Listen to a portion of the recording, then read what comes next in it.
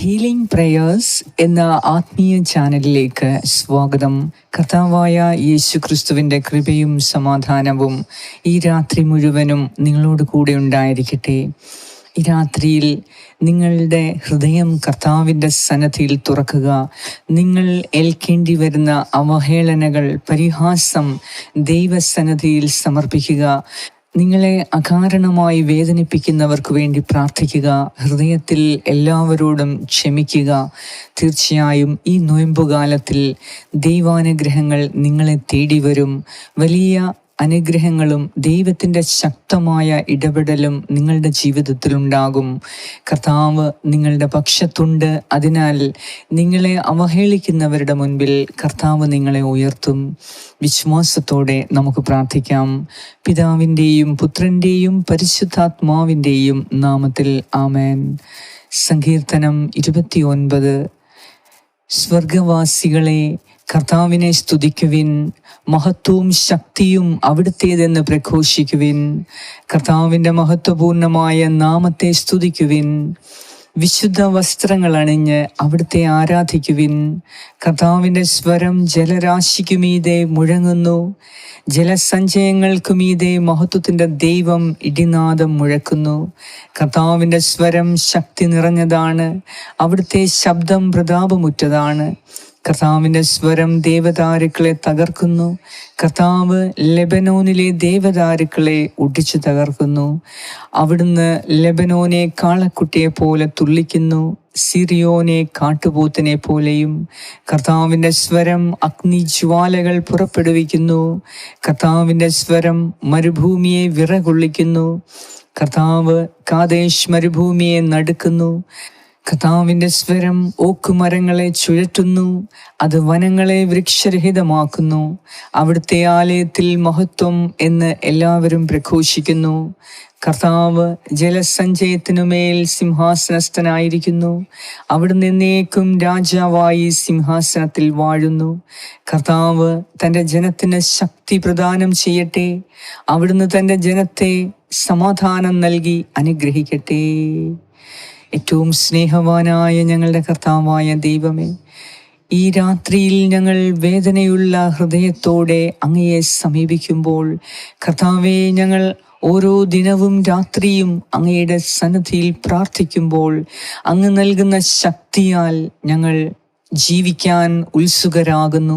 കർത്താവേ, ഇന്നത്തെ ദിവസം ഞങ്ങൾ കേൾക്കേണ്ടി വന്ന അവഹേളനം, ഞങ്ങൾ കേൾക്കേണ്ടി വന്ന അവഗണന, പരിഹാസം എല്ലാം സമർപ്പിക്കുന്നു. ദൈവമേ, പ്രത്യേകിച്ച് ജോലി സ്ഥലത്ത് നിന്ന് ഉണ്ടാകുന്ന അവഗണന, പരിഹാസം, തിരസ്കരണം എല്ലാം കൊണ്ടും വേദനിക്കുന്ന മക്കളെ അങ്ങേക്ക് സമർപ്പിക്കുന്നു. കർത്താവേ, പ്രത്യേകിച്ച് മുതിർന്ന പൗരന്മാർക്ക് ലഭിക്കുന്ന എല്ലാ വേദനാജനകമായ പെരുമാറ്റങ്ങളെ സമർപ്പിക്കുന്നു. ദൈവമേ, ഞങ്ങളുടെ മുതിർന്ന സഹോദരി സഹോദരങ്ങൾക്ക് ഉണ്ടാകുന്ന വേദന, ചെറുപ്പക്കാരിൽ നിന്നും ഉണ്ടാകുന്ന ദുഃഖം, വേദന, അവഗണന, പരിഹാസം എല്ലാം സമർപ്പിക്കുന്നു. കർത്താവെ, ജോലിയിൽ നിന്ന് പിരിച്ചുവിടുന്നതിനു പകരം അവരെ അവഹേളിച്ച് പുറന്തള്ളുക എന്ന പുതിയ നയങ്ങളിൽ വേദനിക്കുന്ന ഞങ്ങളുടെ മാതാപിതാക്കളുടെ സ്ഥാനത്ത് നിൽക്കുന്ന മക്കളെ അവിടുന്ന് അനുഗ്രഹിക്കണമേ. ആ സഹോദരി സഹോദരന്മാർക്കുണ്ടാകുന്ന വേദന അങ്ങയുടെ കരങ്ങളിൽ സമർപ്പിക്കുന്നു. കർത്താവേ, ഇന്നത്തെ ദിവസം ഞങ്ങൾക്കുണ്ടായ എല്ലാ തിരസ്കരണങ്ങളും അപമാനവും അങ്ങേക്ക് സമർപ്പിക്കുന്നു. വേദനാജനകമായ ഓരോ അവസ്ഥയിലും ഞങ്ങളെ ശക്തിപ്പെടുത്തുന്നതിനായി, ഞങ്ങളെ സമാധാനിപ്പിക്കുന്നതിനായി, ഞങ്ങളുടെ ഹൃദയത്തിൽ ദൈവികമായ സന്തോഷം നിറയ്ക്കുന്നതിനായി ഞങ്ങൾ പ്രാർത്ഥിക്കുന്നു. നിങ്ങൾ പരിഹസിക്കപ്പെടുമ്പോൾ, നിങ്ങൾ അവഗണിക്കപ്പെടുമ്പോൾ നിങ്ങൾ സന്തോഷിച്ചുല്ലസിക്കുവിൻ. എന്തെന്നാൽ കർത്താവിൻ്റെ മാർഗം അവലംബിക്കുന്നവർ, കർത്താവിൻ്റെ മാർഗത്തിൽ ചരിക്കുന്നവർക്ക് ഉള്ള അവഗണന, അകാരണമായ അവഗണന, പരിഹാസം, തിരസ്കരണം, അകാരണമായ ശിക്ഷകൾ, സഹനം, ഇവയ്ക്കെല്ലാം സ്വർഗത്തിൽ വലിയ പ്രതിഫലങ്ങളാണുള്ളത്. അതിനാൽ നിങ്ങൾ അവഹേളിക്കപ്പെടുമ്പോൾ, നിങ്ങൾ തിരസ്കരിക്കപ്പെടുമ്പോൾ, അതാരിൽ നിന്നും ആയിക്കോട്ടെ, അകാരണമായ തിരസ്കരണം, നിങ്ങൾ എത്ര ആത്മാർത്ഥമായി ജോലി ചെയ്താലും നിങ്ങൾക്ക് കേൾക്കേണ്ടി വന്ന അവഗണന, പരിഹാസം, അപമാനം ഇവയെല്ലാം ദൈവസന്നിധിയിൽ ഉയർത്തുക.